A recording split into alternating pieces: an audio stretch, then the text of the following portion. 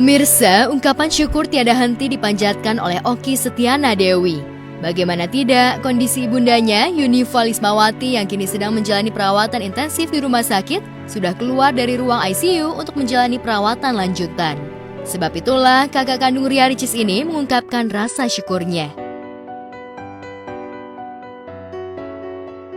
Pulang secara mendadak seperti ini kan semua berita mendadak semuanya dari para dokter. Pulang mendadak juga tidak mudah karena semua pesawat full, sehingga kami betul-betul harus mencari pesawat. Dan ibu juga tidak bisa diletakkan di kursi biasa kan, harus di business class yang harus berbaring karena kondisinya yang baru keluar dari ICU. Ibu dalam kondisi yang tulang dadanya retak ya, karena di CPR ya, tulang dada yang masih retak.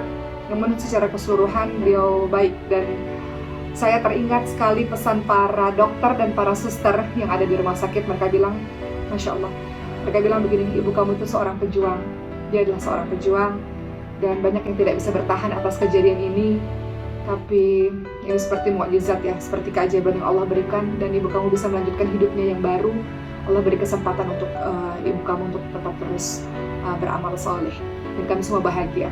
Jadi Masya Allah, saya berada di rumah sakit dengan semua apa yang sudah saya saksikan, itu mendatangkan pembelajaran besar untuk saya bahwa Allah bisa berkehendak apapun. Dan jangan pernah merasa bahwa Allah tidak mengabulkan doa-doamu, karena Allah sendiri ingatkan kepada kita bahwa Allah mengabulkan doa dari kita semua. Sebenarnya ketika berada di Mekah ini, dokter sempat mengatakan ibu kamu memerlukan waktu yang lama mungkin. Kalaupun dia bertahan, memerlukan waktu yang lama untuk pemulihan, sehingga lama berada di kota Mekah. Sebenarnya selama ibu saya berada di rumah sakit, saya dan suami pun kami sudah mencari berbagai macam tempat tinggal ya, dan juga tempat sekolah. Saya berencana untuk pindah ke kota Mekah untuk beberapa bulan untuk menemani ibu bersama dengan anak saya Maryam. Kami sudah berkeliling untuk mencari sekolah dan juga mencari tempat tinggal, berjaga-jaga kalau ibu harus berbulan-bulan di rumah sakit di kota Mekah. Namun qadarullah, di hari ke-11 di ICU, tiba-tiba di siang hari dokter mengatakan ibu kamu sudah bisa pulang. Pada saat itu saya dalam kondisi yang juga bingung, karena saya tahu ibu saya dalam kondisi yang lemah. Dokter mengatakan cepat-cepatlah pulang ke Indonesia, karena ibu kamu memerlukan keluarganya di Indonesia. Oki mengungkapkan masa kritis yang dialami ibundanya memang sudah berlalu. Namun demikian, ia tetap tak henti memanjatkan doa untuk kesehatan sang bunda. Maklum, Oki mengaku sempat cemas ketika mengetahui ibundanya mengalami koma hingga henti jantung diikuti dengan henti nafas.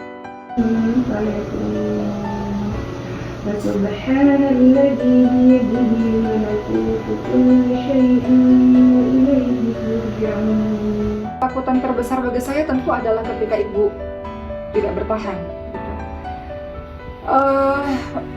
Waktu di ICU, ketika ibu sudah mulai bisa membuka mata, selalu saya katakan, karena ibu saya selalu mengatakan ketika sehatnya, ibu mau hafal 30 juz Al-Quran, ibu mau wisuda Quran di bulan September. Kami ada pesantren dan setiap bulan September ada wisuda Quran. Ibu selalu mengatakan, ingin ya Allah hafal seluruh isi Al-Quran, ingin wisuda. Jadi saya katakan ketika ibu di ICU, ibu belum selesai.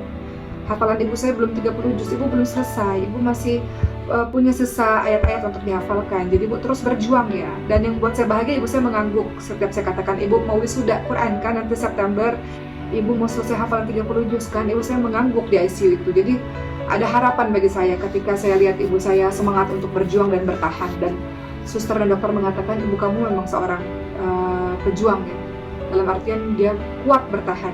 Itu yang buat saya punya rasa optimis lah teman-teman semua. Walaupun saudara-saudara mengatakan Masya Allah, oke, ridha kalau memang Allah katakan sudah selesai di sini, karena ibu berada di tanah haram, ibu dalam keadaan yang sudah haji, selesai hajinya, ibu dalam keadaan yang bersama dengan Quran, semua keluarga, adik-adik, para dokter ya, teman-teman semuanya mengatakan begitu. Ya, itu perasaan yang saya terus berlatih untuk bisa ridha akan ketetapan dari Allah. Karena kalau dibilang siap, ya nggak ada yang siap yang ditinggalkan oleh orang-orang yang kita cintai. Ibu saya total berada di ruang ICU selama 11 hari. Hari pertama beliau sempat mengalami koma, dan sebagai manusia biasa saya mengalami ketakutan yang luar biasa ketika melihat ibu saya kuning ya. Saya lihat warna tangannya, mukanya berwarna kuning gitu. Tapi yang membahagiakan hati saya adalah nikmat sekali rasanya ketika kita sedang sedih, ketika kita sedang dalam kondisi yang terbawah lah istilahnya, kita bisa datang ke Ka'bah dan kita bisa mengadu, meminta doa kepada Allah SWT. Itu kenikmatan yang tiada tara yang harus saya syukuri kepada Allah SWT. Jadi setiap hari kerjaan saya adalah datang ke Ka'bah, minta kepada Allah atas kesembuhan ibu setiap hari, dan Allah menenangkan saya. Yang paling sulit bagi saya adalah berada dalam sebuah perasaan yang di satu sisi tetap optimis bahwa Allah memberikan kesempatan untuk ibu saya terus bertahan, optimis bahwa ibu akan sembuh. Di satu sisi harus ada perasaan yang tawakal ala Allah, ridha akan ketentuan Allah dan siap menerima apapun yang akan terjadi kepada ibu. Itu perasaan yang tidak mudah untuk dilakukan. Di satu sisi ada rasa optimis ibu sembuh, di satu sisi apapun yang terjadi akan diterima gitu.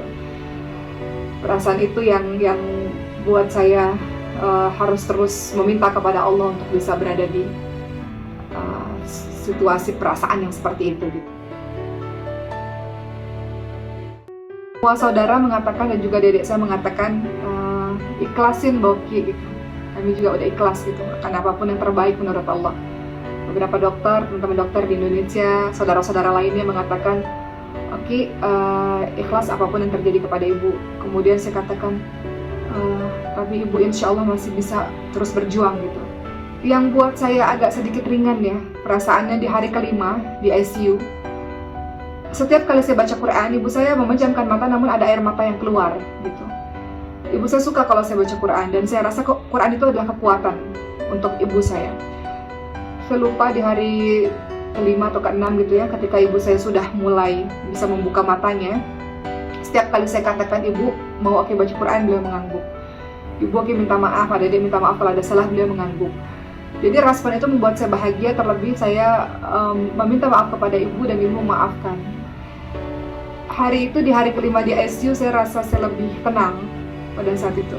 Saya menangis, iya teman-teman sekalian, manusia biasa, saya menangis di 6-7 hari pertama, banyak menangis, banyak meminta kepada Allah. Hari ke-8 atau ke-9 di ICU, saya ingat dokter meminta saya untuk menandatangani untuk melakukan operasi kepada ibu, yaitu tracheostomi, pembolongan di leher, untuk membantu ibu bernafas, karena kalau terlalu lama memakai ventilator itu tidak baik.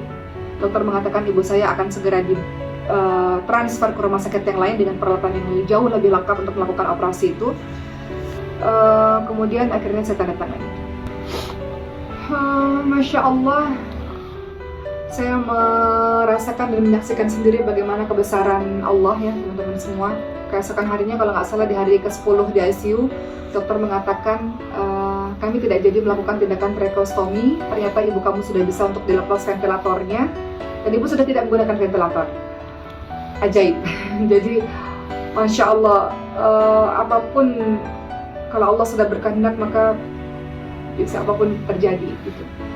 Jadi pada hari ke-10 di ICU, kalau tidak salah ya, ibu lepas ventilatornya dan ibu sudah mulai bisa berbicara dengan saya. Warna kulitnya sudah tidak kuning, sudah berubah ya. Oki Setiana Dewi yang menyaksikan kondisi ibundanya kala itu bukan hanya cemas dan ketakutan.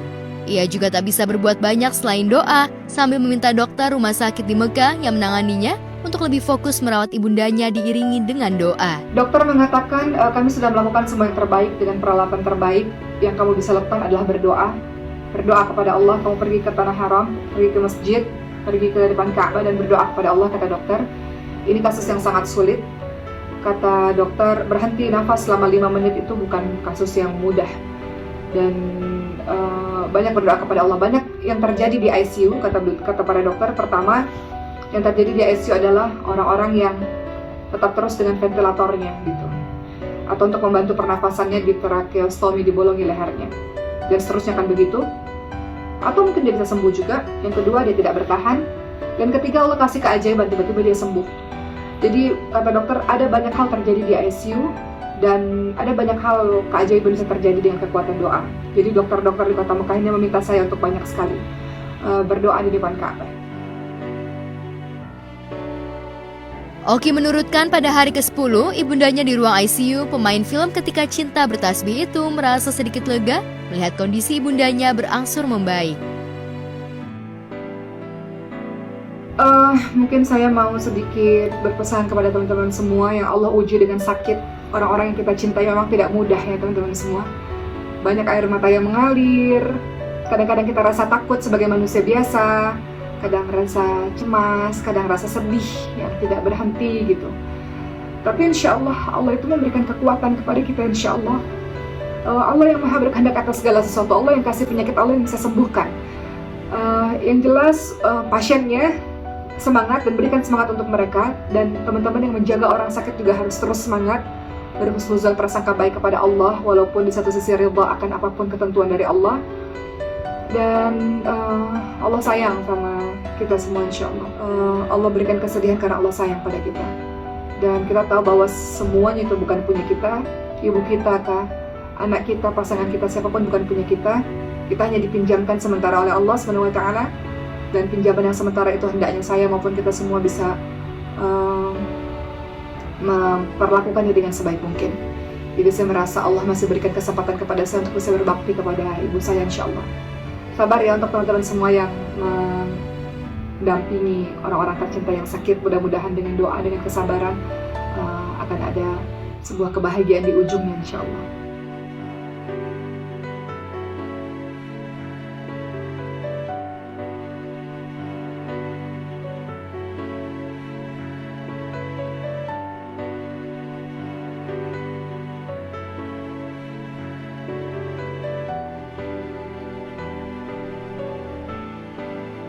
Kondisi kesehatan aktor senior Rey Sahetapi masih dalam perawatan. Rey diketahui sakit melalui postingan Merdianti Oktaviani dan anaknya Rama Sahetapi. Dalam unggahannya itu, mereka menampilkan sederet foto bersama dengan sang ayah yang terlihat berbeda karena jauh lebih tirus. Postingan Merdianti Oktavia soal meminta doa dari penggemar dibanjiri doa dan dukungan. Halo semuanya, mohon doa untuk ayah kami @Rey Sahetapi yang lagi sakit. Semoga bisa sehat seperti sedia kala. Semangat ya ayah.